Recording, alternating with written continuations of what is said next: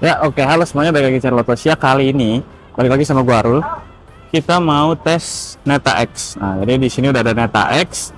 Kita bakal coba Neta X dari dealer Neta di Tebet, Arista Tebet ke kawasan PIK 2. Nah, nanti kita bisa tahu nih gimana rasanya berkendara menggunakan si Neta X ini.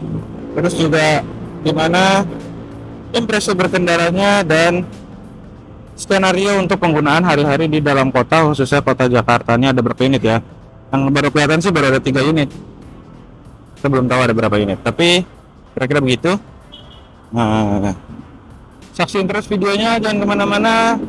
Tetap ikut jalan-jalan bersama Neta X bareng gua Aro di channel Otosia.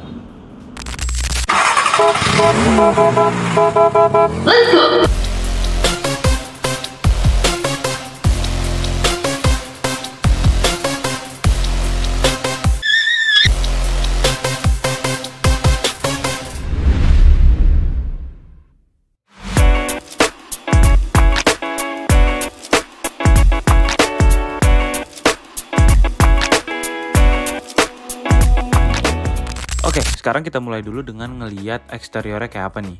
Nah, dari depan dia tuh udah pakai bahasa desain terbaru Neta dengan lampu L sebagai LED DRL sekaligus lampu sein, dan di bagian bawahnya yang menyatu dengan bumper sebagai lampu utama.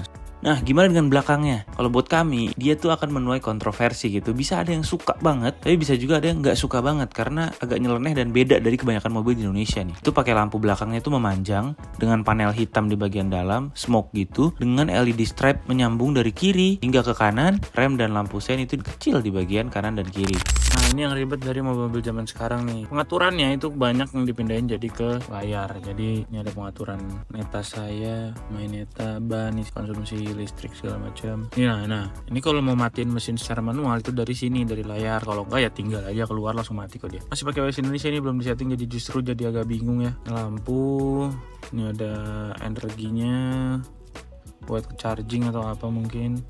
Nah, terus ini ada buat hubungkan Bluetooth dan WiFi. Ini buat suara, pengaturan suaranya, equalizernya lumayan bisa disetting. Nah, ini sistem jam doang. Udah, sejauh itu gitu aja paling. Meskipun ada beberapa kekurangan kayak head unit tadi, kabin dari Neta X itu menyenangkan kok. Jadi dia itu punya posisi mengemudi yang enak, pas, ergonomis. Jok depannya itu keduanya baik kanan maupun kiri bisa diatur secara elektris, naik, turun, tingkat kerebahannya dan maju mundurnya. Setir juga bisa diatur tilt dan teleskopik. Nah, baris belakangnya gimana? Setelah dirasakan, kombinasi dari sistem suspensi dan duduk di baris kedua itu cukup nyaman karena dia punya kelegaan kabinnya itu lebih luas. Ada sekitar 1 jengkal dari dengkul hingga ke bangku depan dengan postur badan 178 cm. Sementara headroomnya itu dia juga cukup luas, sekitar ya 5 cm, 5-6, 7 cm. Terus kalau bicara soal kursinya itu empuk, dia juga senderannya pas, busanya enak, terus juga ada armrest. Nah, di armrestnya ini ada 2 buah cup holder dan 1 tempat tisu yang membuat tisu itu kelihatannya rapi. Nah, di sini ada 2 ventilasi AC, kemudian ada colokan USB-C, ada juga colokan USB biasa. Nah, dia juga ada panoramic roofnya nih. Panoramic itu panjang dan kaca depannya itu bisa dibuka. Ini kan kebelah 2 tuh. Nah, kaca yang bagian depan itu bisa dibuka dari layar. Nah, soal tenaganya, dia ini pakai baterai lithium ferrofosfat berkapasitas 63,56 kWh. Energi listrik tersebut dialirkan ke motor listrik di bagian depan dengan kekuatan maksimal 120 kW atau 160 horsepower dengan torsi 210 Nm. Nah, akselerasi dari 0 sampai 100 km per jam mampu ditempuh oleh Neta X di bawah 9,5 detik dengan kecepatan maksimum 150 km per jam. Neta X juga punya 3 mode berkendara, mulai dari Eco, Sport, dan Comfort. Di mode Eco dan Comfort, dia cenderung lebih halus penyaluran tenaganya dan tidak memberikan hentakan atau torsi instan khas mobil listrik pada umumnya, sehingga dia lebih cocok untuk digunakan oleh para pemula dan yang masih harus beradaptasi dengan mobil listrik. Tapi di mode Sport, cukup terasa hentakannya, torsi instannya terasa, tenaganya selalu positif di setiap putaran dan setiap kecepatan, jadi lebih aman dan percaya diri kalau harus nyalip atau harus berakselerasi penuh. Selain itu, dia juga punya fitur one pedal driving yang membuat dia sah menjadi mobil listrik seutuhnya. Jadi dia bisa dioperasikan dengan berakselerasi, melakukan deselerasi hanya dengan menggunakan pedal gas dan memanfaatkan regenerative braking untuk mengisi ulang baterainya.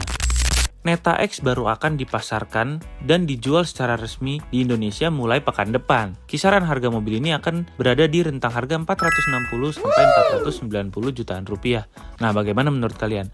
Dengan segudang kelebihan tadi dan beberapa kekurangan, apakah harga tersebut cocok untuk Neta X dan bersaing langsung dengan Omoda E5, BYD Atto 3, MG4 EV, MG ZS, dan beberapa mobil listrik lain di pasar otomotif Indonesia? Segitu dulu review singkat kita tentang Neta X. Nantikan video-video berikutnya, jangan lupa like, komen, share, dan subscribe channel Ottosia, dan juga pastikan kalian menerima berita terbaru di website ottosia.com. Terima kasih telah menyaksikan, sampai jumpa di video berikutnya.